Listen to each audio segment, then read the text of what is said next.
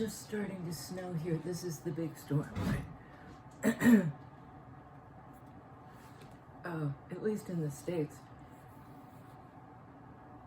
You know, and I feel a little excited. It also is always a little scary because you lose power, you lose, you know, if you have to go on the generator, you run out of propane. I mean, it's kind of a thing. But it's also, I can remember in school when I grew up in Maryland and went to school in Virginia, both on the outskirts of DC. And in that part of the world, when it starts to snow, people just lose it. They, you know, cars just sort of careen off the road. And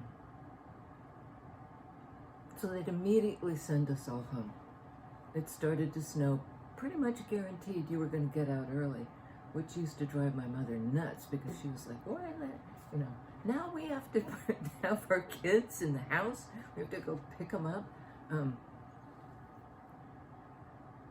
But I remember sitting in the classroom and I'd get this sense of something's happening, just in the peripheral vision. And I'd look and it was snowing. So I could see it before I could see it, really.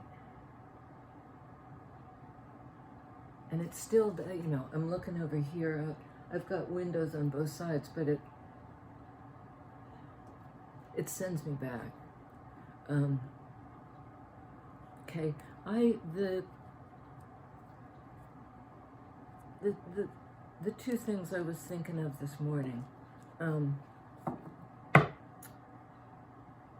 were, I was taking my bath. I do a bath a day. I just have to. And suddenly, beam me up, Scotty. For those who aren't Star Trek aficionados, you would get into this device. Well, no, it was beam me up. It was, if you were in trouble, it's sci-fi, right? You'd be on a planet, there'd be monsters coming, you were in trouble. And Scotty, who was sort of the IT person who ran the ship, who knew the ins and outs of it, ran the machine that beamed people up. It sort of was able somehow to molecularly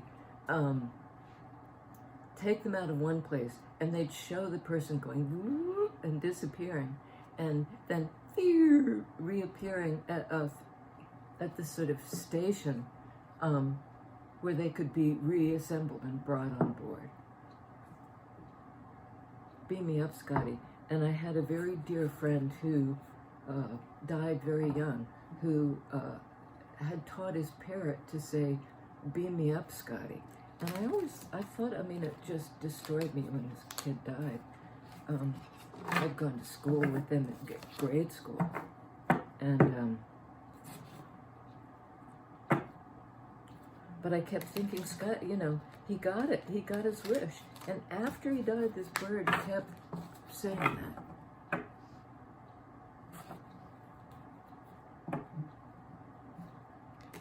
Beam him up, Scotty. So that was one of the things. And the other was, I mean, we talk a fair amount about shadow work and, you know, kind of dredging up that stuff we don't want to look at. And, you know, Jung, father of the, you know, one of the people who really articulated this archetype theory. As I understand it, you know, shadow work is you don't try to bury the thing. You bring it to consciousness. That's how you release it. And if you don't do that, it still works on you, but on an unconscious level. And that can get you into trouble.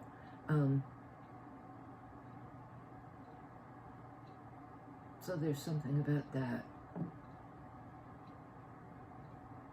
And, you know, the way I've come to understand it, at least for now, sorry with the lighting thing, is that we have the light and dark. I mean, we just do. It is a thing. And it's something we're continuously processing. And, you know, to assume it's all light is just, you know, to be in another world.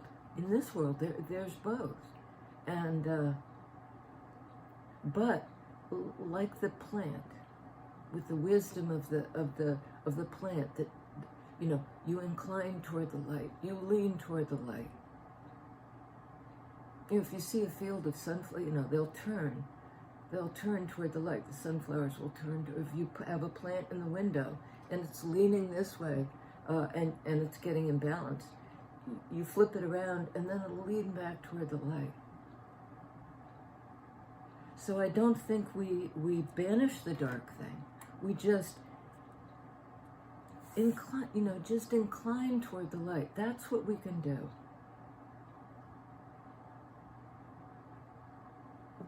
You know, in this existence here, that's what we can do.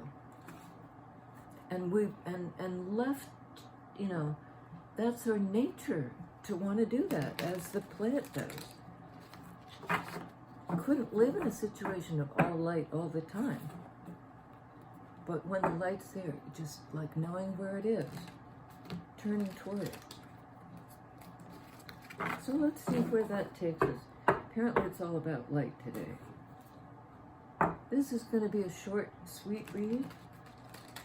That's what I'm aiming for.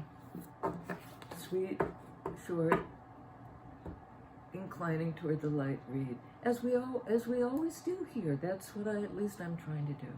And I know you are too. I know, because we sort of mirror each other through ways that I don't fully understand, but I don't have to. First card out. Two of Pentacles. Geez, I've really got to work on this better. Two of Pentacles. Yeah, that's a little better. Two of Pentacles. This is a choice. This is weighing two things up. The light and the dark. I mean, they even... This really sucks, doesn't it? There we go. They even show... this one is light. You can barely see it. It's white. This one is red. You know, one is sort of ascending. This one is, it weighs more heavily. But it's a choice, and it's a decision that needs to be made and that you're trying to make. You're weighing it up. Like, what do I value? Which way, which choice leads toward that more, the opportunity for growth on the basis of its value to me? Where am I going to invest my time and my energy? That's the question. To be or not to be. Scotty. I'm sorry. So, tell us more about this choice. When I said what to invest in, that's exactly what this card is. Seven of Pentacles. What do I grow? What do I nurture? What do I invest in? That's the question. Because something will grow on the basis of your investing in it. And something else might be left in the dark.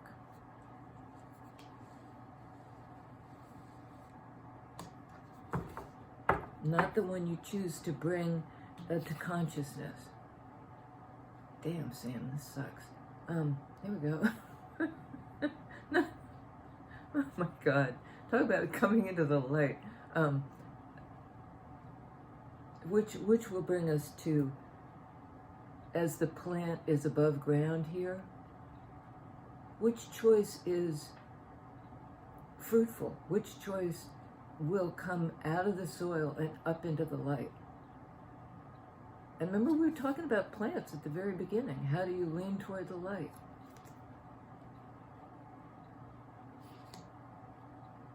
And that darkness, even here, represented by the root system, you know, it isn't as if, I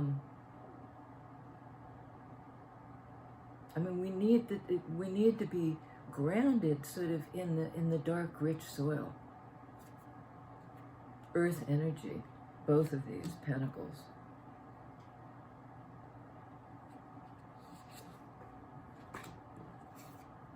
And it's moving forward from something,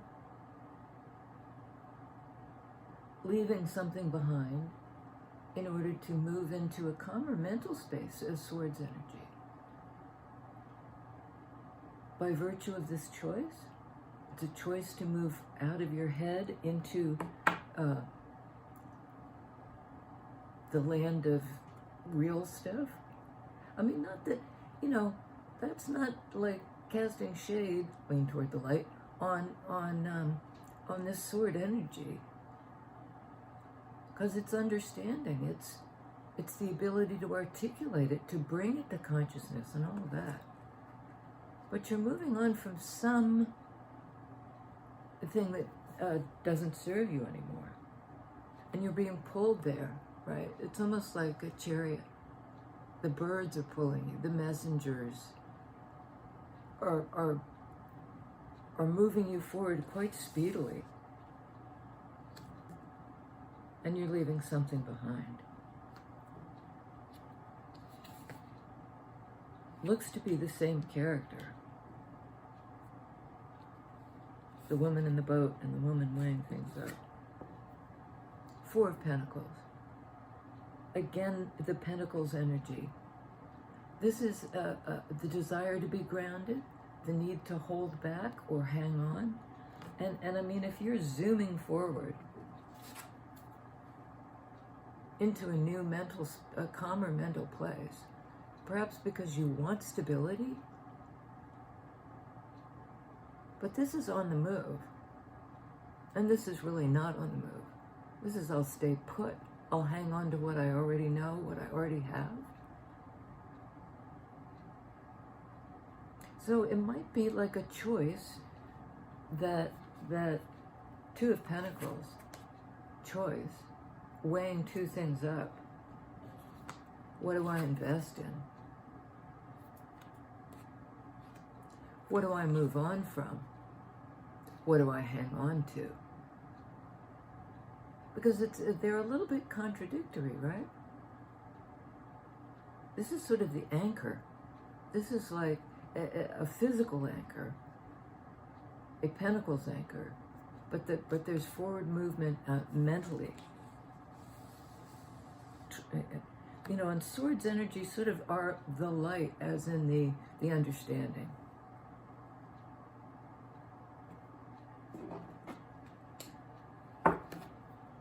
And then we have Nine of Wands. This is the boundary setter.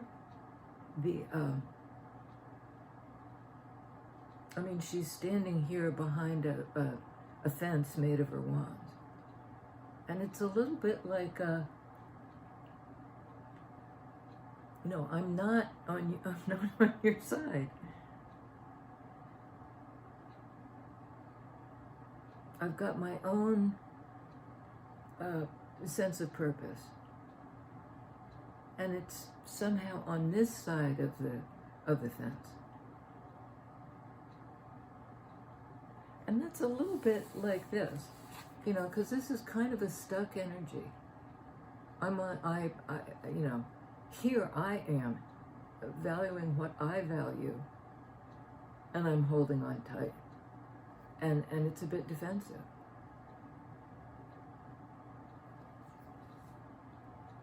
It's a bit resistant. It's a bit guarded, right?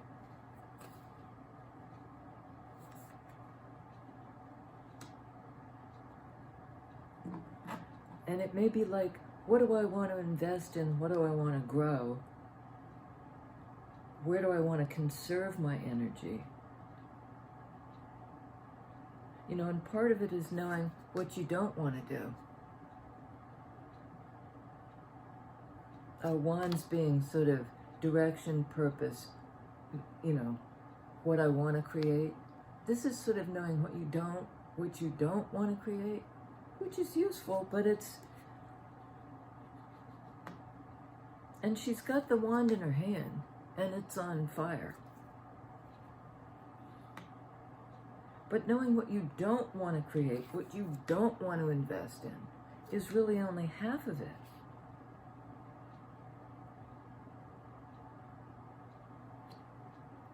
And there's something like that echoed here, half of it. Is it this or is it that? Do I hold back, Four of Pentacles, or do I invest and give this a go?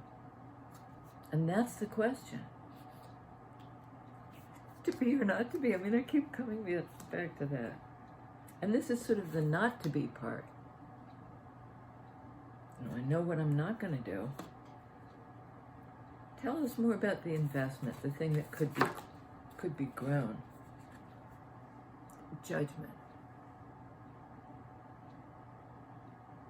The investment might be in new life, in resurrecting something that was gone or spent or done. It's a major arcana. It's the strongest energy on the board. And it's about rebirth and release. Sort of redemption and release. The lyrics to a wonderful song. Redemption and release. Leaning toward the light. I mean, she's actually traveling on this beam. It's like the transporter. That's what it's called. Beam me up, Scotty. That's her prayer. And it looks like Scotty's doing it. I mean, I don't know if you can see it in the light, but she's rising up into the light. Beam me up. Beam. On the beam. On the beam. Okay, I turned it over, so we're going to take it. Three of Pentacles, yet more Pentacle energy. This is cooperation with between three people or three things, or it's coming into alignment. You're not pulling in every other direction, and you're not staying in this guarded place of I only know what I don't want to do. This is like, I know what I want to do with you. You know, I've weighed things up, the light and the dark. And I want to invest. And maybe move forward to the more peaceful place where I don't have to have my guard up. You know, in the fear that somebody's going to take it from me, take it all away. Well, and they really can't, because you are abundant. You're growing stuff. You're growing stuff. You're the principle of growth. And you know, to keep growing, you have to kind of change that I want to keep it. I want to keep it because, you know, in some ways, we only keep it by releasing it. By giving it over to the beam of light.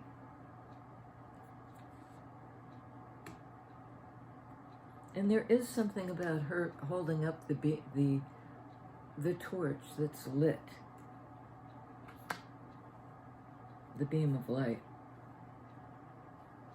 So whatever this is, it's doing it in cooperation with somebody else. Or somebody's else. And it comes right under Four of Pentacles, which is not doing it with somebody else. It's hanging on to your own thing.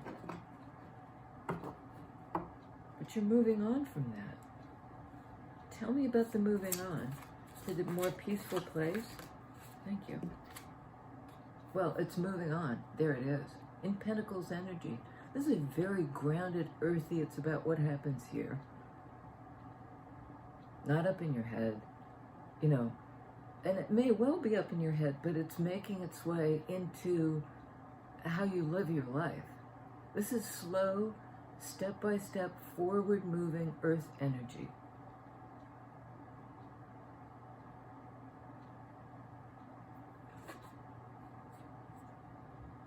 And somebody's slowly moving forward, perhaps into this connective place, and out of Four of Pentacles, hanging on, into this cooperative place. Because something has certainly changed. You know, you've been brought into a place where you've been sort of reassembled on a molecular level. That transporter image. Once in a while in Star Trek, this would go terribly wrong, and you'd not be beamed up, you'd be beamed out. But whatever this kind of thing is, it's something you've asked for, you've prayed for. Beam me up.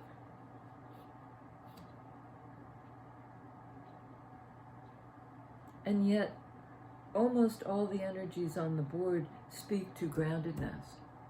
So it's not like, beam me out of my corporeal place. Just perhaps transport me.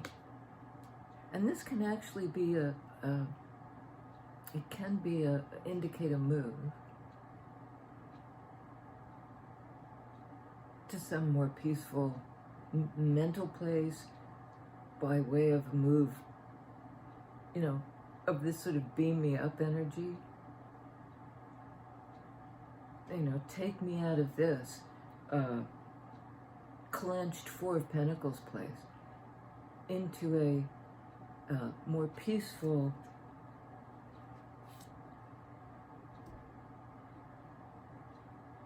and there is a take me aspect. The birds are pulling her, right? She's traveling up on this beam of light.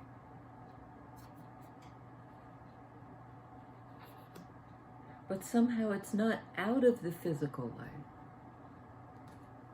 Because Judgment Day is also like, when you die, you'll be risen up. This is too grounded for that. This is like,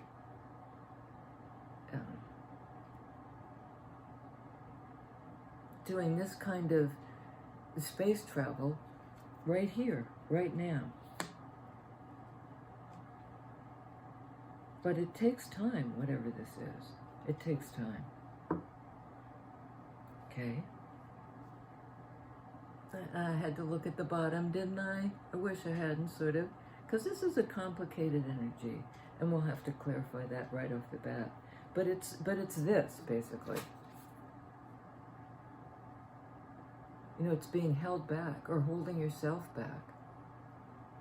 And this is the energy of holding back, of being held back, devil, being attached to something, tethered.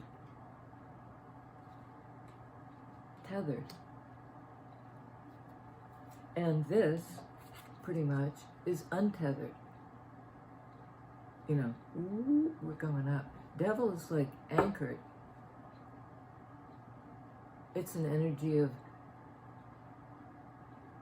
being anchored in earth energy. It's sort of almost like, I'm getting the image of concrete boots,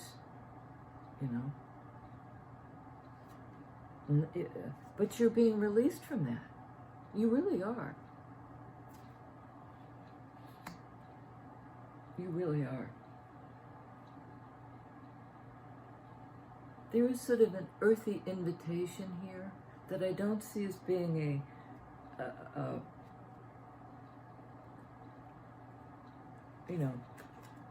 it's not living behind the barrier. It's not living in this place of, I'm not moving. I might lose something. It's sort of an invitation, and here there's a little shadow figure on the puppet strings. You're moving forward from that arrangement. but maybe slowly, but surely, kind of one day at a time. And this can speak to addiction, in fact, one day at a time. You know, you don't always live in the light. You incline toward the light, and it's going to mean shadow work, this.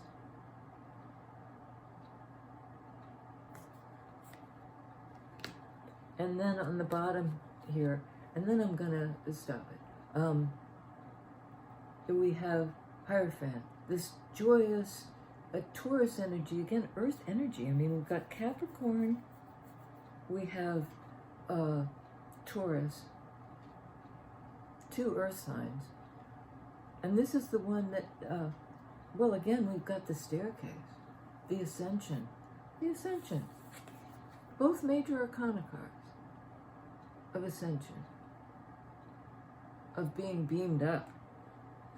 And this is sort of like, Scotty doesn't have to do it. You do it. You have the ability, you have the wisdom to get there on your own. You know, whatever you believe, kind of in your heart of hearts, elevates you.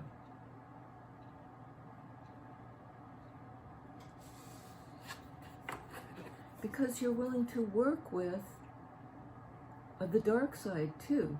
That's how come you can lean toward the light. And this is Lucifer, right? Devil is Lucifer, the on fire one, the one who's worked with what holds them back. It's the energy of working with what holds you back. With what holds you back. Okay, I'm going to stop it there. Yeah, buckle down, storm time, but safe and sound, safe home. Safe home. And I see that echoed here. Safe home. It's a rebirth. And in some way you're going home into this earth energy. And you're not alone. You know, it takes a village. You're not alone. You're ready to cooperate. And there are people who are ready to cooperate with you in this slow growth, let's do this, let's elevate. Beam us up, Scotty. Like that. Okay, guys. Yeah. Again, if it resonates, you could let me know by doing this. Thumbs up.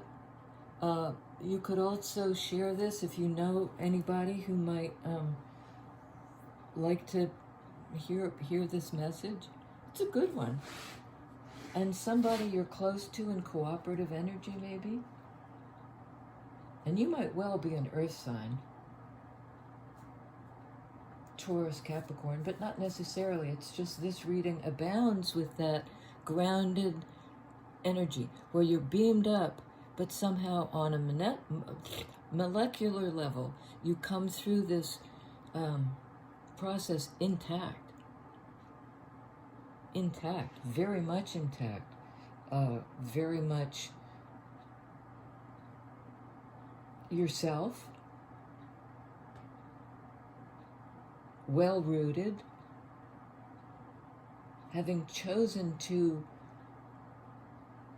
kind of be here, to both transcend it and to abide in it. Lovely.